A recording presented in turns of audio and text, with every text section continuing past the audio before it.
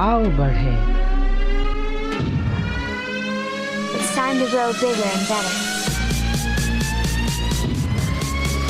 It's time to make progress. It's time to achieve big. ये programme परमेश्वर के द्वारा अभिषिक्त है आप सबको आगे बढ़ाने के लिए। आओ बढ़े।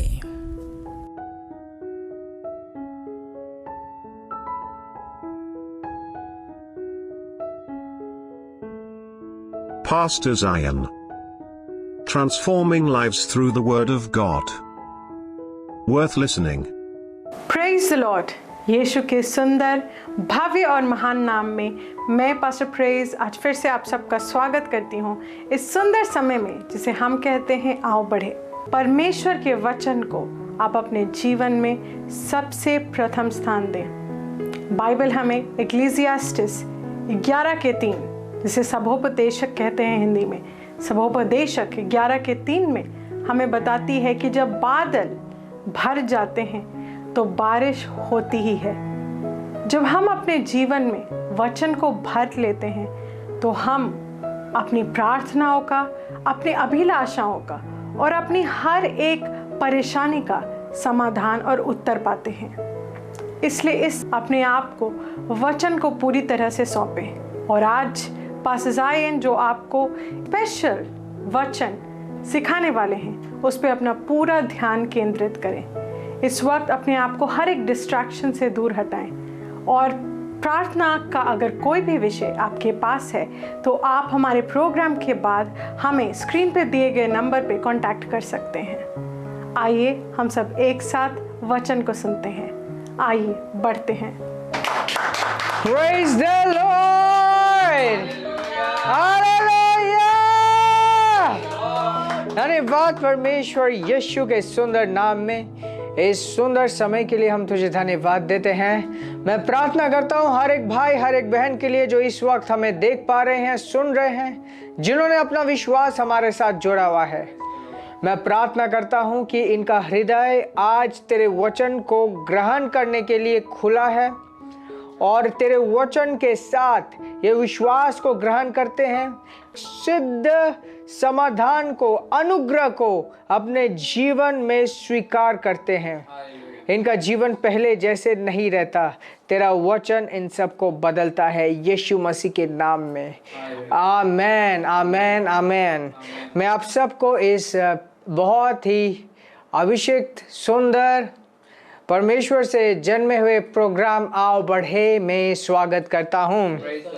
Praise God. बाइबल कहती है कि जो कुछ भी परमेश्वर से जन्मता है वो पृथ्वी के ऊपर छा जाता है, विजयी होता है। हर वो वचन, परमेश्वर का वचन जो आप सुनते हैं, जब आप अपने विश्वास के साथ उसे मिलाते हैं और उसके ऊपर कदम उठाते हैं, वो वचन जो परमेश्वर से जन्मा है वो आपको इस दुनिया के ऊपर विजयी बनाता है। Praise God. और इसी विषय में आज हम बात करेंगे। जब हम मसीह में आए उस वक्त हम परमेश्वर के परिवार में नए जन्मे। आप पहले पुत्र नहीं हो, आपसे पहले भी इस पृथ्वी में वैसे लोग थे जिन्होंने परमेश्वर के साथ चलना चुना, जो इस परिवार के हिस्सा बने और पृथ्वी में रहते हुए उन्होंने पृथ्वी के दिशा को ही बदल दिया, परिस्थितियों को बदल दिया। आप उस वंशज के हिस्सा हो, उस परिवार में आप नए जन्मे हो जिस परिवार के लोगों ने सूरज और चांद को भी रोक डाला था। जब आप वचन में, शास्त्र में पढ़ोगे कि किस तरीके से विश्वास के द्वारा अद्भुत कार्य इस पृथ्वी में किए गए थे, आपके अंदर विश्वास जगेगा और आप कहोगे कि अगर ये लोग कर सकते हैं तो मैं भी कर सकता हूँ। इनफैक्ट एक स्क्रिप्चर मैं आपके सामने रखूंगा, इब्रानियों की पुस्तक 11 चैप्टर वर्स 39 से मैं पढ़ूंगा। 11 का chapter 11 verse 39, okay, and these all having obtained a good report through faith received not the promise, God having provided, verse 40, God having provided some better things for us, that they without us should not be made perfect. ये उन शूरवीरों के बारे में कह रहा है जो विश्वास से जिन्होंने बहुत कुछ किया। कहते कि अभी तुम्हारा काम करना बाकी है, क्योंकि उन्होंने जो कार्य किए वो पूरे नहीं होते जब तक कि तुम अपने मतलब हिस्से में जो कार्य लिखा गया है वो तुम पूरा ना करो। Praise God, praise God. आप किसी चिड़ियाघर गए हो, आज के टाइम पे कोई भी जू में जाते हैं, सारे जानवर, आधे से ज़्यादा जानवर एकदम सुस्त सोए हुए मिलते हैं। कहाँ पे है शेर? वो भागता हुआ नहीं मिलेगा, किसी कोना में सोता हुआ मिलेगा, फिर भी उसे एक पिंजरे में रखा है। हालांकि यहाँ पे जो शेरों को या तो बाघों को जो चिड़ियाघर में रखा जाता है, ये जंगल से पकड़ के नहीं लाते, यहीं पे उनका जन्म होता है, यहीं पे वो बड़े होते हैं, उन्हें खाना खिलाया जाता है। ये वो नहीं है जो जंगलों में भागते हुए हंट करके अपना खाना खाएंगे। फिर भी उनको कैद करके रखा जाता है, फिर भी उस बाघ को कैद करके रखा गया है। हालांकि उसने किसी की जान नहीं ली, उसे खाना दिया जाता है, वो खाता है, उसका जो रखवाला है उसके साथ बहुत फ्रेंडली है, फिर भी उस बाघ को, फिर भी उस शेर को पिंजरे में रखा गया है, कैद करके रखा गया है। क्यों? क्योंकि इंसानों को ये बात का मतलब इस बात को इंसान जानते हैं कि इसके अंदर क्या नेचर है, इसका नेचर कैसा है। अगर इसे खोल दिया गया, अगर कैद से बाहर निकाल दिया गया तो हमें नहीं पता, बट ये दोबारा अपने खूंखार आवेश में आ सकता है। वो दोबारा अपने जो ओरिजिनल, उसका जो ओरिजिनल स्वभाव है उसके अंदर जाग सकता है। हालांकि जन्म से ये चिड़ियाघर में ही कैद है, फिर भी उसे कैद रखा जाता है। यही आज हो रहा है। शैतान यही परमेश्वर के बच्चों के साथ करना चाह रहा है। शैतान की क्या इच्छा है? शैतान की इच्छा है कि इन बच्चों को, परमेश्वर के बच्चों को, परमेश्वर के संतानों को हम शारीरिक बनाए रखें, ताकि वे कभी भी अपने आत्मिक शक्तियों को जान ना पाए, आत्मिक सामर्थ्य का कभी इस्तेमाल ना कर पाए, वो परिस्थितियों के अधीन रहे और परिस्थितियों के अधीन रहते हुए इंसान बन के रहे, परमेश्वर के पुत्र की तरह प्रकट ना हो पाए। Praise God. मैं आपको समझा रहा था कि हमारे वंश में ऐसे लोग हैं, हम ऐसे बिरादरी के हैं, हम ऐसे परिवार से हैं, हम परमेश्वर के परिवार से हैं, जहाँ पे लोगों ने पृथ्वी के ऊपर राज किया, पृथ्वी की परिस्थितियों को बदला। इनफैक्ट यीशु के बारे में तो एक जगह ऐसा लिखा गया कि ये किस तरीके का इंसान है, हवाएं, आंधियां, ये सब इसकी बात मान लेती है। एग्जैक्टली यीशु को कहा गया कि ये किस तरीके का इंसान है, कैसा है ये, कि इवन आंधी तूफान इसकी बात मान लेती है। Praise God. जिस तरीके से प्रभु यीशु मसीह को परमेश्वर ने भेजा था इस पृथ्वी में, आज प्रभु यीशु मसीह ने हम सबको इस पृथ्वी में रखा है। और इस बात को ध्यान में रखें कि आज हम अपने नाम से नहीं, प्रभु यीशु मसीह के नाम से, प्रभु यीशु मसीह के सामर्थ्य से और उसके इच्छा से इस पृथ्वी में हैं। परमेश्वर का वचन दिखाता है, ध्यान दीजिए, कि हमने उसे नहीं चुना, उसने हमें चुना और अभिषेक किया ताकि हम फल ले आए और हमारे फल बने रहे। Praise God, praise God. सबसे पहले इस बात को जानना, इस बात को अपने माइंड में क्लियर करना बहुत जरूरी है कि मैं या आप परिस्थितियों के गुलाम नहीं हैं। आप परिस्थितियों के गुलाम नहीं हो। क्या आप जानते हो परमेश्वर ने एक बहुत बड़ी कीमत चुकाई, अपने पुत्र प्रभु यीशु मसीह को कुर्बान कर दिया। उसने इसलिए कुर्बान नहीं किया ताकि आज भी आपकी हालत आदम जैसी हो, या आज भी आपकी हालत एक लाचार इंसान जैसी हो। प्रभु यीशु मसीह का बलिदान दिया गया ताकि आज आप परमेश्वर के पुत्र के हैसियत से जी पाओ। एग्जैक्टली उसने वो बलिदान दिया, वो मरा, नरक गया, शैतान को हराया, पाप का जो फल था वो पूरा भोगा और हमें उसने सत्य निष्ठा दी, सहीता दी कि हम सही तरीके से परमेश्वर के सामने, परमेश्वर के साथ खड़े हो पाए। Praise God. परमेश्वर के पुत्र के हैसियत में हम नए जन्मे और पुत्र की तरह परमेश्वर के महिमा के लिए अपने जीवन को जी पाए, उसके महिमा के लिए, शैतान के गुलामी के लिए नहीं, परिस्थितियों के गुलाम हो जाने के लिए नहीं, परमेश्वर के महिमा के लिए। और आज परमेश्वर हम में वास करता है, उसकी आत्मा हम में वास करती है, हम उसकी उपस्थिति हैं और वो हमारे द्वारा इस पृथ्वी में अपने कार्य को करता है। That's so important. Hallelujah.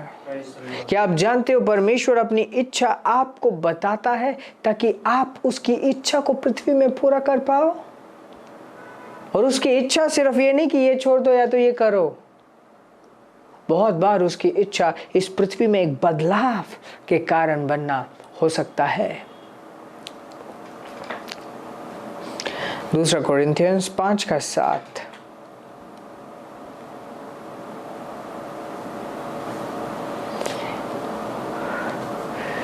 Okay, and it says, for we walk by faith and not by sight. For we walk by faith and not by sight. क्या कहना चाहता है कि हम विश्वास से चलते हैं। हम विश्वास से चलते हैं, हम देखते हुए नहीं चलते, हम देखते हुए नहीं चलते।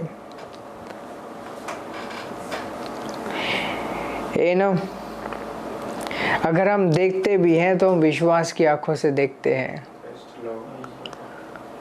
हम प्राकृतिक स्वाभाविक आंखों से नहीं देखते, डर की आंखों से नहीं देखते, गुलामी की आंखों से नहीं देखते। Praise God. विश्वास में चलने का मतलब ये नहीं कि हम चुनौतियों को देखने से इनकार करें। इसका मतलब ये कि उसके अनुसार देखने से इनकार करें। मतलब क्या कि हम ये नहीं कहते कि अच्छा इस व्यक्ति के पास तो कुछ भी नहीं है। ऐसा ध्यान दीजिए, मान लो एक व्यक्ति किसी चुनौती को फेस कर रहा है, तो विश्वास से चलने का मतलब ये नहीं कि वो परिस्थिति नहीं है। विश्वास से चलने का मतलब है कि वो परिस्थिति है, बट उस परिस्थिति की गुलामी हम करने नहीं वाले। परंतु बाइबल जो कहती है, जो विश्वास जो हमें दिखाता है, परमेश्वर का वचन कहता है कि हमारे अंदर दैविक जीवन है। अगर वही आत्मा जिसने प्रभु यीशु मसीह को मृत्यु से जिलाया आज तुम में है, तो जिसने प्रभु यीशु मसीह को मृत्यु से जिलाया वही आत्मा जीवन देगी। हम विश्वास की आंखों से देखते हैं, हम ये देख पाते हैं कि पवित्र आत्मा के सामर्थ्य के द्वारा खत्म हो गया है। Praise God, praise God. विश्वास के द्वारा चलने का मतलब सिर्फ ऐसा नहीं कि अच्छा तो हम कुछ भी नहीं करेंगे, बट इट मीन्स कि आप विश्वास से क्या देख रहे हो। बाइबल दिखाती है कि आप अब्राहम के बीज हो और वारिस हो। उस चीज को आप देखते हो जो परमेश्वर का वचन आपको दिखाती है, और उस चीज को पकड़ के रखते हो, उस चीज को पकड़ के रखते हो। Praise God। उस चीज को पकड़ के रखना कितना इंपॉर्टेंट है। इट इज सो इम्पोर्टेंट ना। जैसे कि मैं आपको ये बातें समझा रहा हूं, परमेश्वर का वचन एक बीज की तरह है। बाइबल कहती है कि हम नए जन्मे हैं अविनाशी बीज से, जो कि परमेश्वर का वचन है, जो कभी नहीं टलता, जो कभी नहीं टलता। उस वचन से हम नए जन्मे हैं। हमारा नया जन्म हुआ है अविनाशी बीज से। बीजों के बारे में मैं एक चीज बताना चाहता हूँ।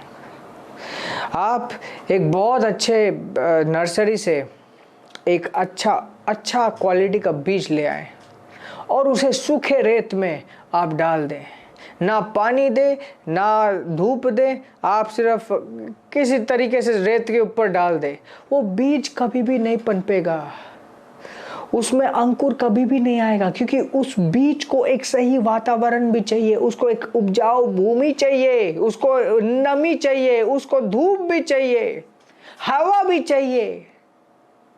अगर उसे सही वातावरण मिला तो वो बीज बहुत ही जल्द उगेगा, उगने के बाद वो फलवंत भी होगा, अच्छे फल लाएगा, अगर उस बीज को सही वातावरण मिला।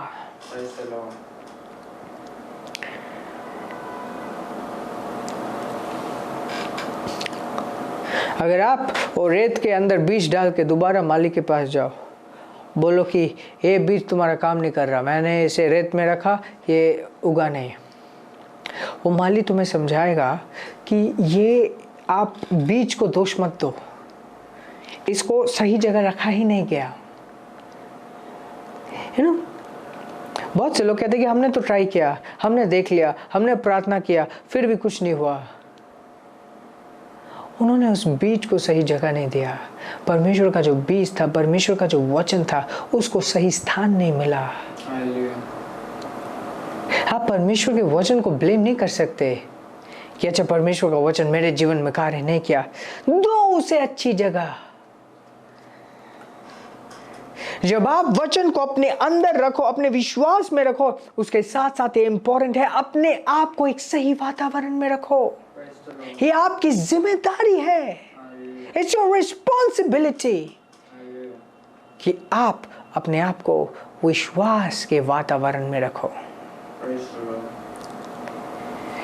किस वातावरण में रहते हो वो देख के आप एक व्यक्ति अगर मुझे समझाए कि कैसे वातावरण में है, मैं कह सकता हूं कि अगले 10 साल उसका कैसा होने वाला है। That's true। एक व्यक्ति अगर ऐसे जगह पे है जहाँ पे सब लोग अविश्वास से भरे हुए हैं, सब लोग डरपोक है, सब लोग भाग रहे हैं, कोई यहाँ भाग रहा है, कोई वहाँ भाग रहा है, वहाँ पे विश्वास का वातावरण नहीं है, उसके जीवन में विश्वास के कार्य नहीं हो पाएंगे, क्योंकि विश्वास का जो बीज है, जो परमेश्वर का जो वचन है, जो विश्वास से कार्य करता है, उसके जीवन में कार्य नहीं कर पाएगा। ये हमारा पर्सनल रिस्पॉन्सिबिलिटी है, निजी जिम्मेदारी है जब मैं कहता हूं जिम्मेदारी है, इसका मतलब इसके लिए आप जिम्मेदार ठहराए जाओगे कि क्या आपने अपने जीवन में एक सही वातावरण में रहना चुना या नहीं। आसपास के जो लोग हैं, या तो आप उनको बदलो या तो उनसे अलग हो। दोनों एक साथ नहीं चल सकता। या तो आप उनके जैसे बन जाओगे या तो वे आपके जैसे बनेंगे। और एक बात बताऊं, जितना जितना जल्दी आप ये कर पाओ उतना सही है।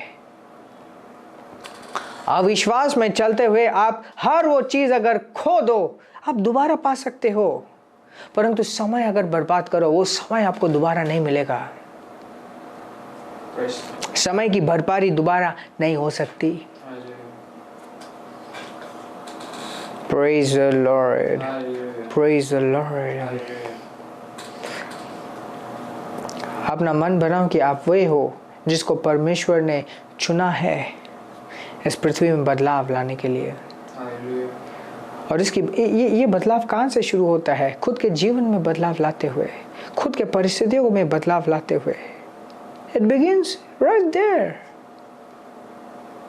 Praise God. जो व्यक्ति खुद के जीवन को बदल सकता है, वो दूसरों के जीवन को भी बदलने के लिए चुना जा सकता है। जिसका खुद का जीवन रहस्यों से भरा हुआ है, उसे अगर दूसरों को संभालने की जिम्मेदारी दिया जाए और दूसरों के जीवन को भी पता खेल जाएगा जैसे वो खुद का जीवन को खेल रहा है। सो बी दैट पर्सन। ऐसे व्यक्ति बने जो अपने जीवन के प्रति जिम्मेदार हो। Yes, praise God, praise God, praise God, praise God, hallelujah, hallelujah। परमेश्वर ने आपको अपना पुत्र बनाया है। इंसान की तरह बंधे हुए गुलामी में न रहें। परमेश्वर ने आपको अपना पुत्र बनाया है। ऐसा न हो कि आपके जीवन को देखकर लगे कि इसके लिए यीशु मसीह इसलिए मरा था कि इसका जीवन ऐसा हो।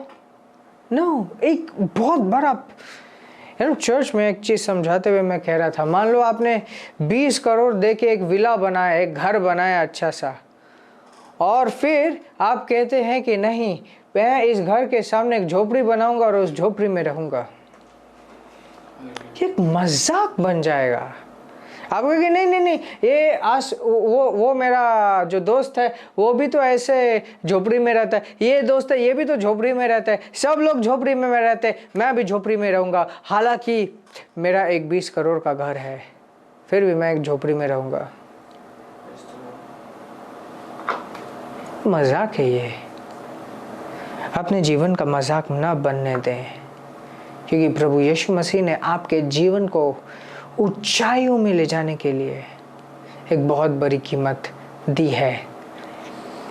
जब आप चुनेंगे कि मैं अपने जीवन के प्रति वफादार बनूंगा, आप अपने जीवन में उसका फल देख पाएंगे। Praise the Lord। अपने आप को वचन के हवाले करें, क्योंकि ये एकमात्र वचन है जो आपको बना और बढ़ा सकता है। अपने आप को सही वातावरण में रखें, क्योंकि सही वातावरण में ही वचन की शक्ति कार्य कर सकती है। न भूले कि आप परमेश्वर से जन्मे हैं।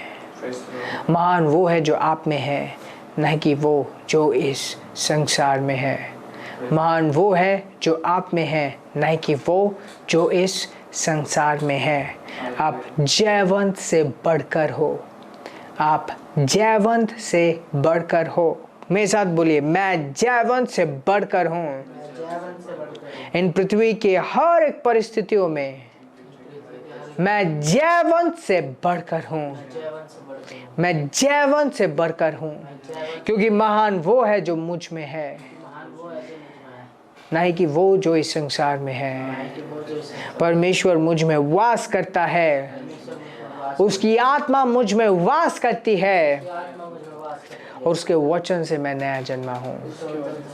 हालेलुया। Praise the Lord.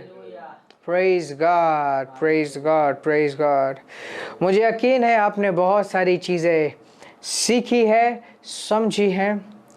सिर्फ सुनने वाले ना बने, इनको अपने जीवन में पूरा करने वाले बने। ये समय है हम अपने विश्वास के द्वारा परमेश्वर को भेंट देंगे, परमेश्वर की महिमा करेंगे अपने ऑफरिंग्स के द्वारा। सो इट्स टाइम आप अपने ऑफरिंग्स रिलीज़ कीजिए और तब तक मैं आपके लिए प्रार्थना करता हूँ। धन्यवाद परमेश्वर, यीशु मसीह के नाम में मैं इन भाइयों और इन बहनों के लिए प्रार्थना कर रहा हूँ जो इस वक्त अपने भेंटों को दे रहे हैं। ये विश्वास के कदम उठा रहे हैं, ये विश्वास करते हैं तभी ये स्टेप्स ले पा रहे हैं। और मैं प्रार्थना करता हूँ कि तेरी आत्मा हक के साथ इनके जीवन में कार्य करने पाए। धन्यवाद देते हैं तुझे यीशु मसीह के नाम में। धन्यवाद पिता। मैं प्रार्थना करता हूँ एक संपूर्ण समाधान के लिए इनके जीवनों में, और मैं प्रार्थना करता हूँ यीशु के नाम में कि तेरा पक्ष, तेरा अनुग्रह, तेरा स्पेशल ग्रेस इनके ऊपर बना रहे। धन्यवाद देते हैं पिता उन सारे गवाहियों के लिए यीशु मसीह के नाम में। आमेन, आमेन, आमेन। Praise the Lord, hallelujah. आशीषित रहें और आगे बढ़ते रहें।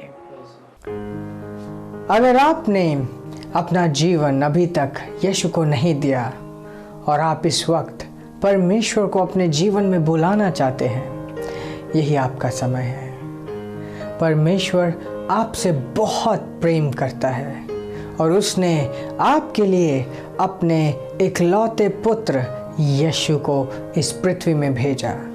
यीशु ने आपका पाप, दुख, दर्द सब कुछ अपने ऊपर लिया और क्रूस पर जाकर एक पापी का मृत्यु मरा। तीसरे दिन शैतान को हराकर नरक से वो दोबारा जी उठा ताकि आप और मैं एक दिव्य जीवन, एक अनंत जीवन पा पाए। ध्यान दीजिए, परमेश्वर आपसे बहुत प्रेम करता है और उसके पास आप सबके लिए एक बहुत बड़ा, अद्भुत, सुंदर प्लान है आपके जीवन के लिए। ये समय है आप इस प्रार्थना को मेरे साथ साथ करेंगे, और जैसे आप ऐसा करते हैं आप परमेश्वर को बुलाएंगे और परमेश्वर आपके जीवन में आएगा। आइए सिंपल विश्वास के साथ, सरल विश्वास के साथ मेरे पीछे पीछे इस प्रार्थना को कीजिए। बोलिए, धन्यवाद परमेश्वर, यीशु के नाम में मैं तेरे प्रेम को इस वक्त अपने जीवन में ग्रहण करता हूँ। यीशु को अपने जीवन का उद्धारकर्ता और प्रभु ग्रहण करता हूँ। इस वक्त से तू मेरा पिता है और मैं तेरा पुत्र हूँ। तेरी आत्मा को मेरे जीवन में यीशु के नाम में मैं ग्रहण करता हूँ। धन्यवाद पिता, मुझसे प्रेम करने के लिए, मुझे यह नया जीवन देने के लिए, यीशु के नाम में, आमीन। अगर आपने ये प्रार्थना पहली बार इस वक्त की है तो मैं आपको बधाई देना चाहता हूँ कि आप इस वक्त से स्वर्ग के परिवार के निवासी हैं, और आपको बधाई देना चाहता हूँ कि आप एक नई सृष्टि है, परमेश्वर के बेटे हैं। हम आपके बारे में जानना चाहते हैं, और अगर आपके जीवन में कोई समस्या है जिसके लिए आप प्रार्थना करवाना चाहते हैं तो दिए गए लिंक या कॉन्टैक्ट में ज़रूर संपर्क कीजिए। हम आपके बारे में जानना चाहते हैं ताकि हम आपके लिए प्रार्थना कर पाएँ। आशीषित रहें और आगे बढ़ते रहें। आमीन। And there's no way God will make a way for you. And there's no way God will make a way for you. This program is brought to you by Ambassadors of Zion Church, making the world a better place.